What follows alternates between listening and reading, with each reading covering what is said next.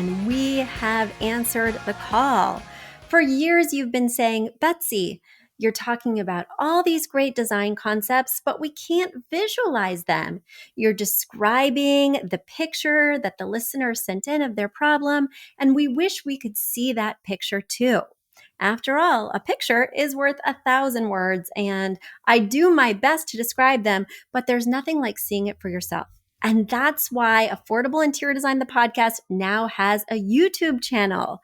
Not only do we have a YouTube channel where you could see recordings and clips of these podcast episodes, we also have an Instagram, a Facebook, and so many other exciting things.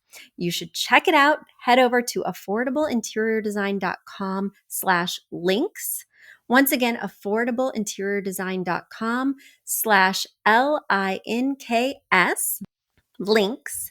And when you go there, you will see links to our YouTube page, our Instagram page, our Facebook page, and more. Please check it out, follow and subscribe so you can see everything I'm talking about.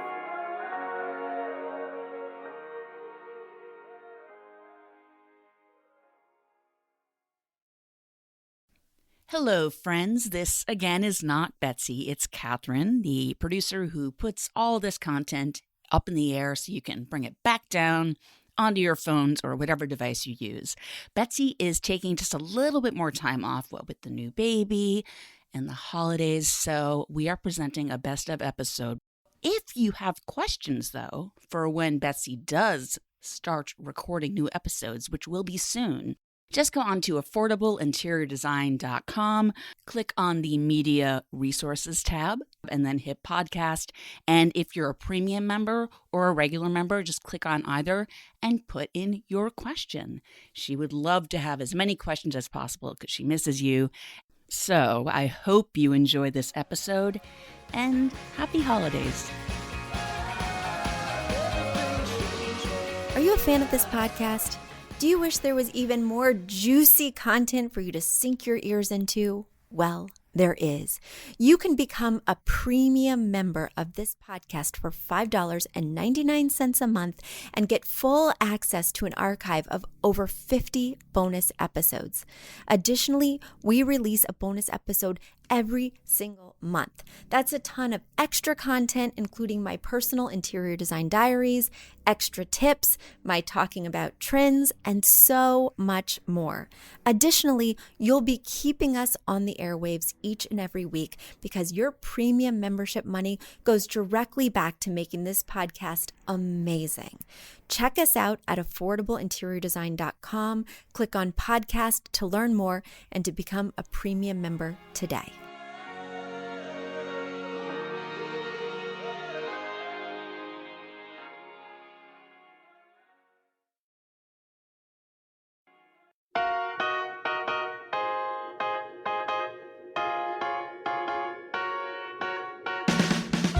You don't need a high-end designer or a lot of money to get a luxe look. Be your own interior designer. This is Affordable Interior Design, the podcast. Here's your host, Betsy Hellman. Guys, do you know what one of my pet peeves is? Something that just drives me crazy is when it's a holiday or maybe the dog days of summer and your favorite podcast takes a vacation and all you want to do, because you find yourself with a little extra time.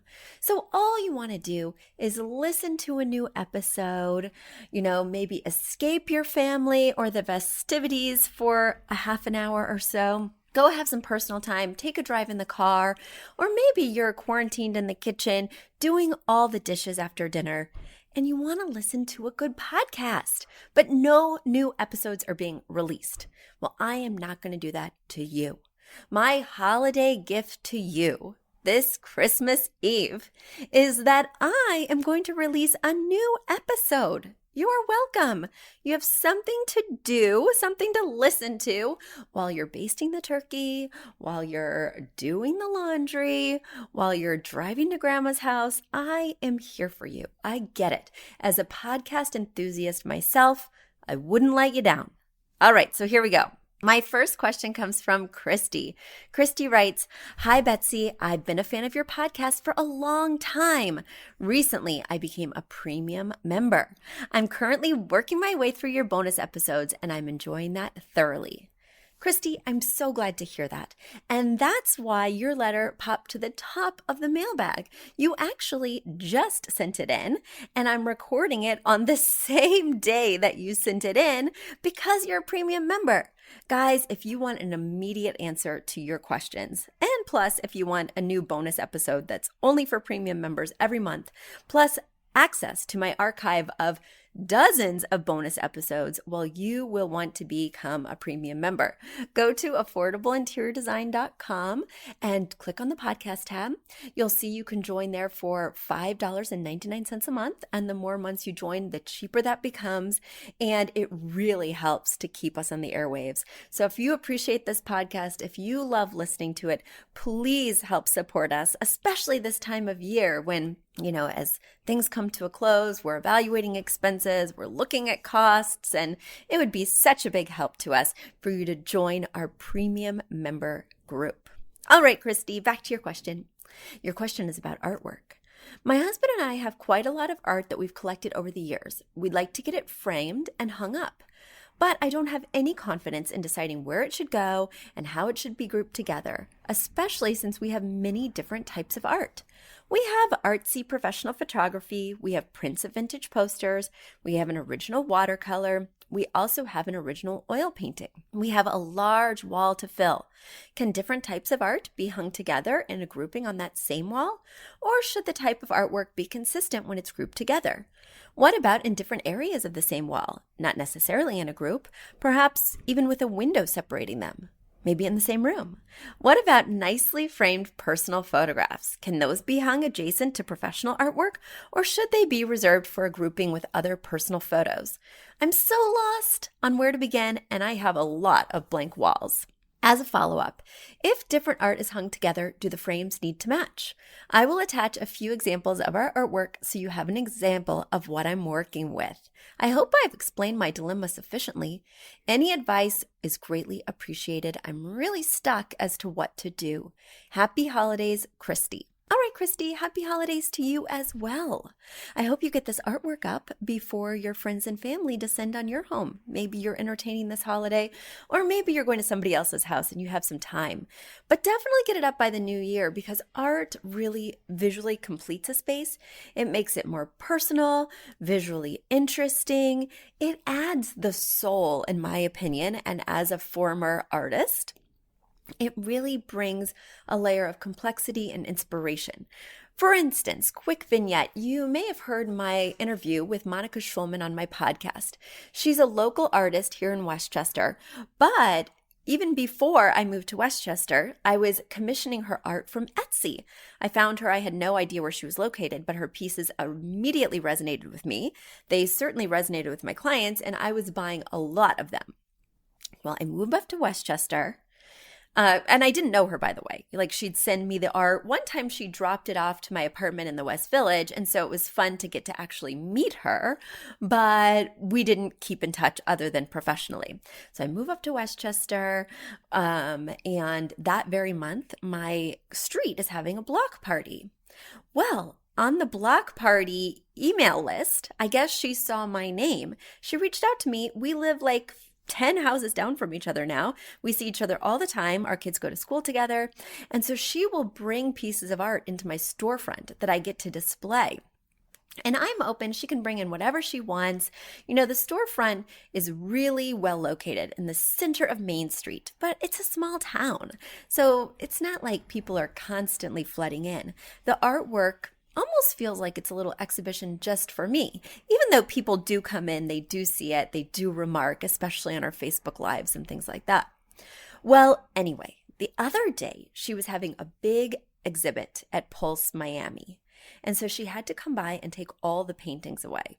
And I tell you what, it was like the wind got knocked out of my sails. I came into the office the very next day with the bare walls, with the nails hanging up, and it was not the same.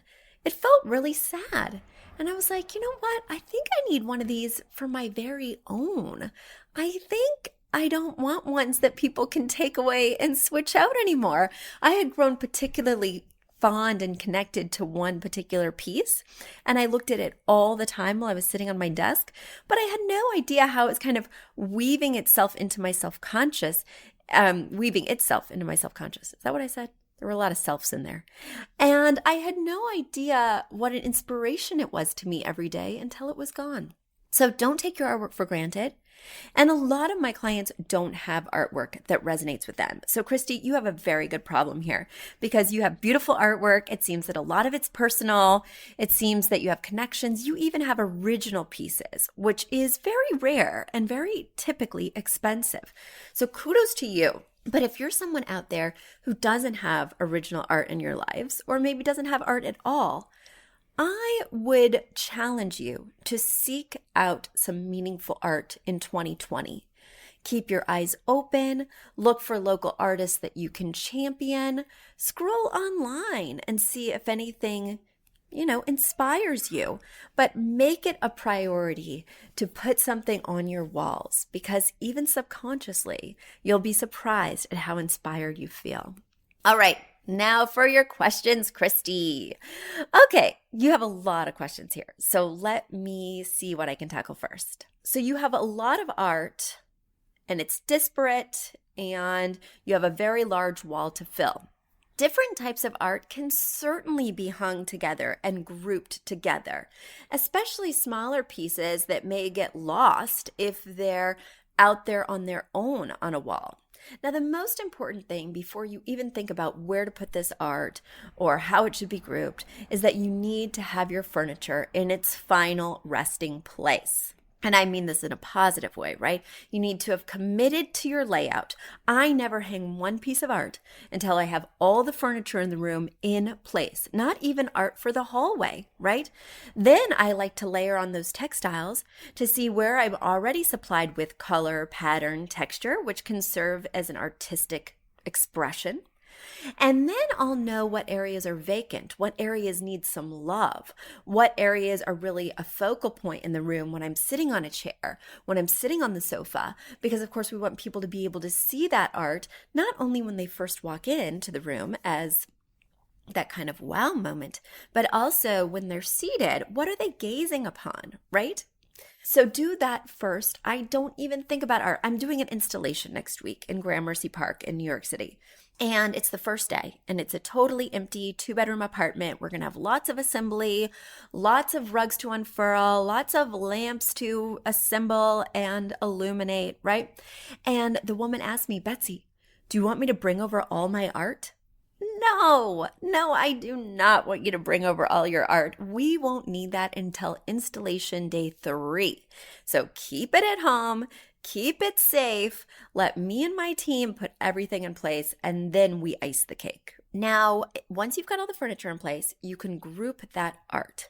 It does not have to be consistent. It does not have to look the same. It does not have to be framed the same. But the more different the art, the more different the frames, the more eclectic the gallery wall. So hopefully that's a style that you feel comfortable with. That's a style that you want to embrace because that's the vibe. Medley, a motley crew of artwork, gives off.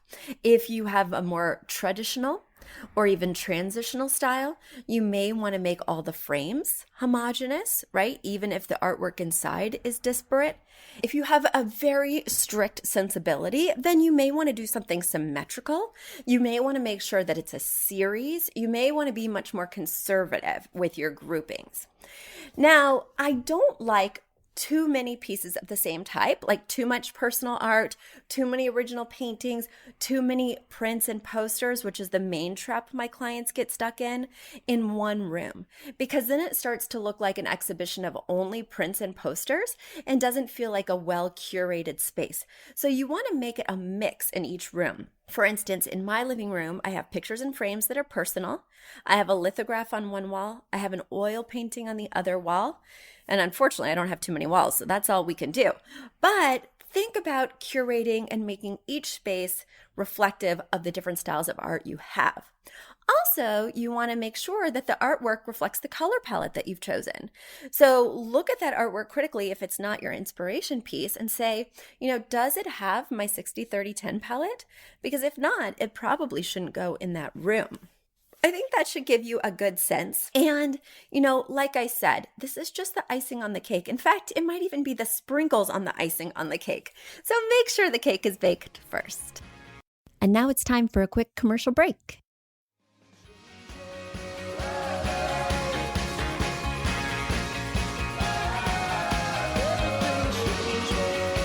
Have you ever dreamed of becoming an interior designer? You don't want to go back to university, you don't want to work for a large firm, but you just don't know how to get started.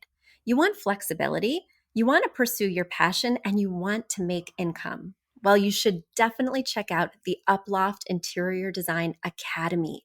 It's my proprietary program that I've used internally for years and have made available to the public. Not only do you get video modules that you can take at your own pace, but you also get one-on-one coaching sessions with me, group coaching sessions with our Facebook group of Academy students, and so much more. If you're interested, get more information and sign up for an exploratory call with me at affordableinteriordesign.com/academy. Once again, that's affordableinteriordesign.com/academy. It's time to start living the life of your dreams.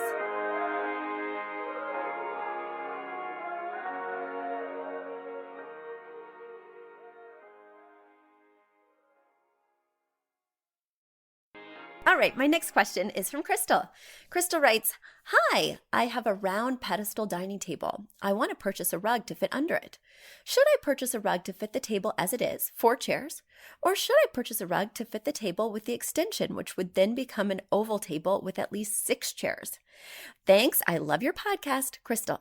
So Crystal, what you want to ask yourself is, how is this table going to be 360 days of the year? Or I'm sorry, 350 days. Whew. That coffee hasn't kicked in. I'm recording in the morning, trying to get this out to you for the holidays. So if one day a month your table's going to be extended into an oval, don't worry about it, right? But if it's mostly going to be extended into an oval, then what you want to do is get the rug that's appropriate for the oval, which would be a rectilinear rug. If it's mostly going to be a circle, then what you want to do is get a square rug. And I'll tell you how to size that in just a moment. Now, if it's like 50-50, if 50% of the time it's a circle, 50% of the time it's an oval, I would recommend no rug under the dining table. It's too much fluctuation. It's going to be ill-fitting 50% of the time, and that is not okay with me. Now that you know those rules, let's talk about the appropriate size for a rug. You want to have enough rug so that there's 30 to 36 inches of rug outside the dining table all the way around. So basically I take the measurement of the width of the dining table, say it was 40, and I want 30 inches on each side at a minimum. So I add 40 inches plus 30 inches plus 30 inches, and that's 100 inches for the width of the rug. So I hope that's helped. That's given you a good equation and some good guidelines. Go out there and get that rug or not. All right, my next question comes from Maria. Maria writes, "Hi, Betsy. I've been listening to your podcast and I'm enjoying it immensely. I love your vibrant personality and your direct and clear advice on all things design. We are at the tail end of building a new house and would appreciate your input on a few questions. The floor plan is attached." The first question we have is about our living room and family room. This is the toughest question. The rooms are next to each other and have a double wide opening between them. Would you recommend closing the opening with a pair of interesting doors so that we have more options for laying out the furniture? All right, Maria. Now, I've already glanced at your questions in advance, and these are all structural questions. You're talking about deciding about doors, placements of light fixtures, things like that. And the problem with this is these structural questions, these questions that involve big money and big time and, a lot of consideration, should not be answered on a podcast by somebody who's looked at your floor plans for 5 minutes, right? These are questions that you really want to mull over. These are things that you want to explore and try all the different options so you can be really convinced when you make that final decision. Renovation decisions are big deals. You don't want to have to reconsider these choices for at least 10 years. So they should not be taken lightly. You may not just want to consult an interior designer. You may also want to consult a real estate agent because they might have a good sense of if this is going to positively or negatively affect resale value. Depending on how long you're going to be here, that might be something that you're already considering. So Maria, I can't definitively answer that for you, and I'm sorry about that. But I really want you to take the time it takes to consider. I would look at one floor plan that has the doors and play with that layout.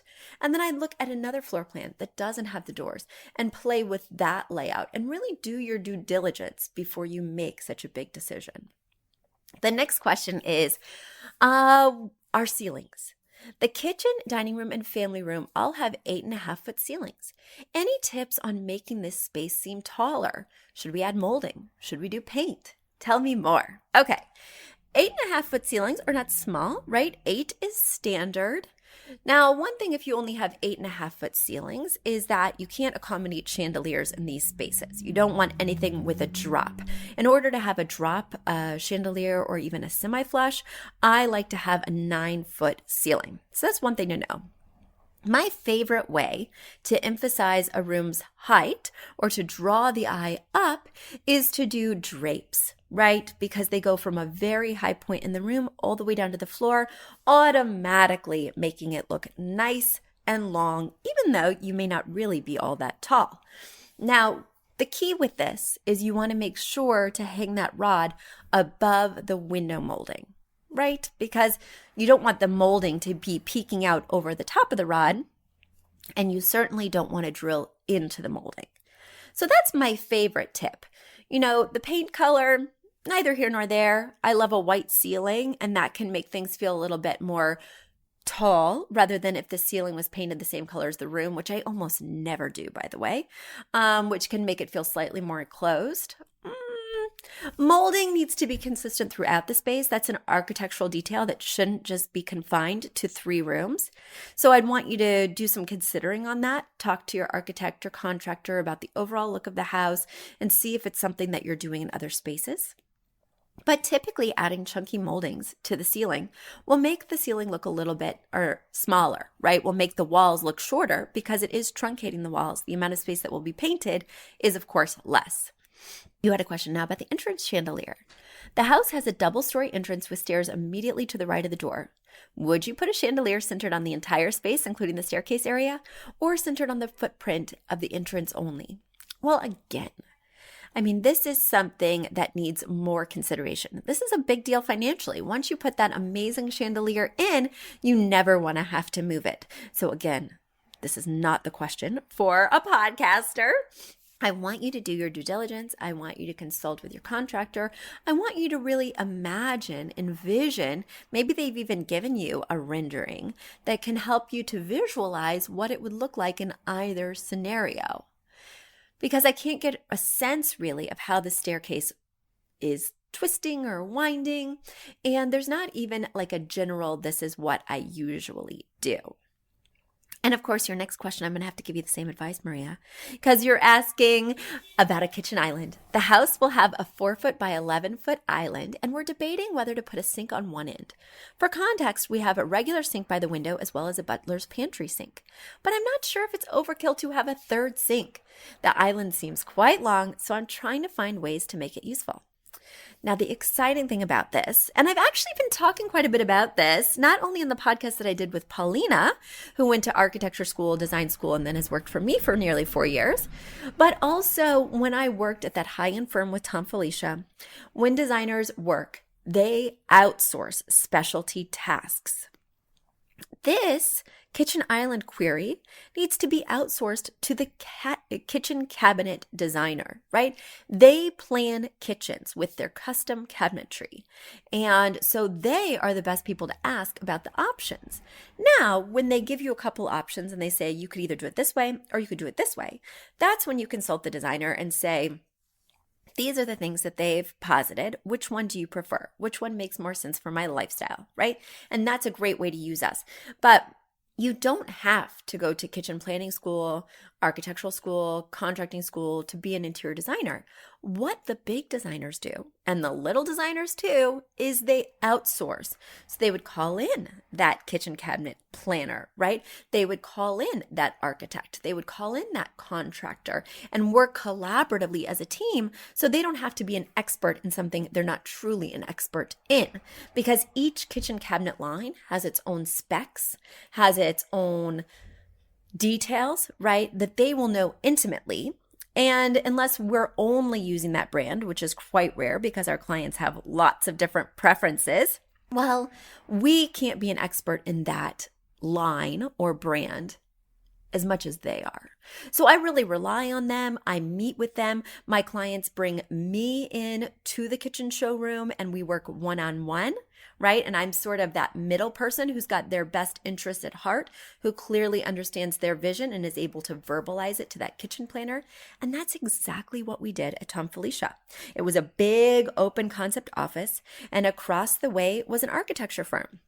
Now, they were in no way affiliated with us, right? I think that they really liked each other, the two companies, and they found that there was a lot of, synergy when they were working with similar clients. But we would just walk across the office space and go talk to the architect, and they would do the same, walking over to us, asking us questions. And it was a really beautiful relationship. And then, of course, we didn't have to be architects. We didn't have to be experts in everything. We could stay in our lane and pick out the pretty stuff. All right. So, Maria, I hope that's helped. It's just like having like a really bad illness and writing into a doctor on a podcast. Well, they can only help you so much. And then they might have to, again, outsource. They might advise you to really dig deeper because all these questions should be answered in a really holistic way. You need to look at the entire home, at the client's aesthetics, and how you want to use this space and make the decisions from that place. All right, let's get to my last question for this holiday episode, and then we'll all get back to our families. We can't escape them for too long. We'll all get back to baking and wrapping and all the madness that is. All right, my next question is from Kate. Kate writes, "Hi, Betsy. We just moved into our first home and we are starting the design from scratch. Our Roy G. Biv colors that we're using are navy blue, muted aqua, and blush. I'm confused about how to integrate them into our master bedroom, though, and in what combinations. My instinct is to use blush as my 60% because it's soft and romantic and might contrast with the wall color and complement the floor. But my husband is wary that too much blush will be too feminine for him. Is there a way to do 60% blush, 30% navy that will still look gender neutral? Or should I flip the ratios? I just want the aqua to be the 10% for sure. We need new drapes, a bed frame or headboard, all new bedding, a bench for the end of the bed, and I'm just not sure which pieces to get in which color so that it all comes together. Help! I usually live in the land of neutrals, so introducing color in a big way is new for me. I've attached pictures of different blue and blush ideas as well as the room itself. I appreciate your help so much, and I've been telling all my friends about your podcast, Kate. P.S. We do plan to get blinds for that huge window, so it won't be wearing shoes without socks." Well, I'm glad to hear that, Kate. Definitely those fully dressed windows are the ideal, even though you don't always have to do that. And before I dive into your questions, I want to thank you so much for sharing this podcast with your friends, with your family. I cannot tell you what a difference that makes. Guys, if you like this podcast, tell a few friends over the holiday season, when you're at a party, at New Year's, when you're talking about new ideas and new exciting routes for your life and your listening proclivities. Well, make sure you share affordable Affordable Interior Designs podcast. It really is such a helpful way for us to grow, to reach more people, and to stay top of mind. So spread the word. You wouldn't believe how helpful that can be. Also, writing a review is a super big help too, Kate. And tell others why you like our podcast. It really bumps up your visibility. I agree with the husband. 60% blush is a huge dose of that pastel. Blush is really trendy right now, and I have a feeling it's reaching its end, right? Now, I don't really care about color trends when I'm sourcing for clients, other than that's what I can easily find in a retail market. But because it is so trendy, I would make it the 30% for sure. Navy is certainly not a trend. It's not going anywhere. It's classic. It's been around forever.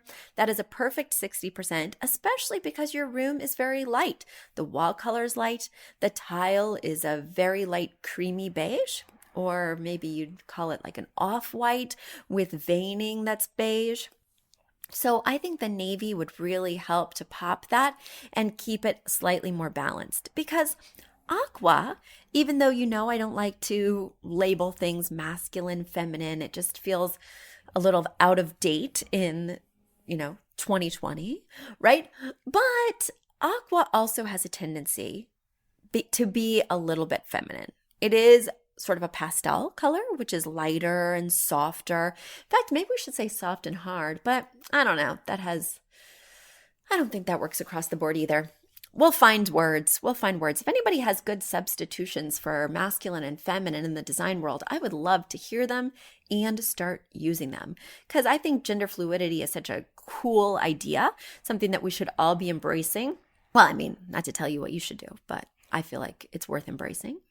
And I'd like to also embrace that in my language around these design elements. Anyway, food for thought. So I agree, and 60% blush is going to be too much, especially with that creamy beige floor, which can, if you squint, look very similar to a blush. It's just missing a hint of pink and it would be there, right?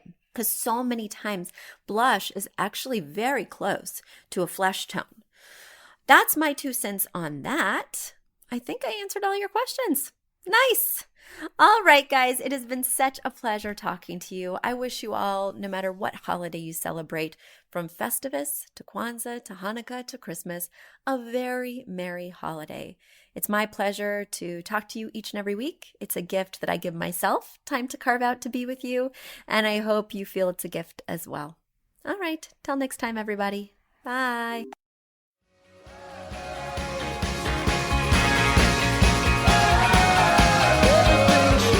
Do you love learning about interior design? Do you wish you could know even more about feng shui, styling your home, where to buy the perfect furniture pieces, and more? Well, you can. We offer online classes. Head over to affordableinteriordesign.com, click on the shop tab, and you'll see our 3 45-minute online classes. Purchase them one by one for $40 a piece, or get the value pack of all 3 classes for $90, and we'll throw in the paperback version of our book for free. Heck, I'll even autograph it for you. Be sure to use promo code PODCAST at checkout to get 15% off your order.